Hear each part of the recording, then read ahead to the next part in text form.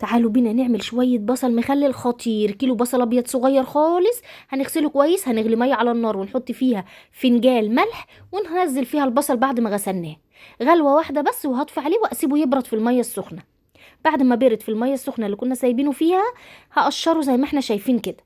حلو جدا. هظبطه بقى عشان يبقى بصل مخلل زي اللي بنشتريه. شطفته كويس جدا، وبعدين هنعمل الدقة بتاعته. لتر ميه، 3 معالق ملح، معلقه كبيره سكر، ومعلقه صغيره بابريكا، ومعلقه هريسه او فلفل احمر مطحون، جزرايه مبشوره، ونص كوبايه خل. حلو قوي. هجيب بقى البرطمانات بتاعتي، ورقه لوري وجزرايه مبشوره كده زي ما احنا شايفين، وانزل بقى بالدقه اللي احنا عملناها له.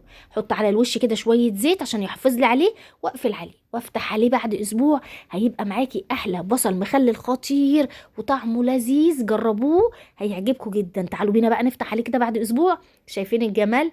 يا سيدي، عايزه اقول لكم بقى طعم وريحه ونظافه، حاجه كده لذيذه. جربوه هيعجبكم جدا.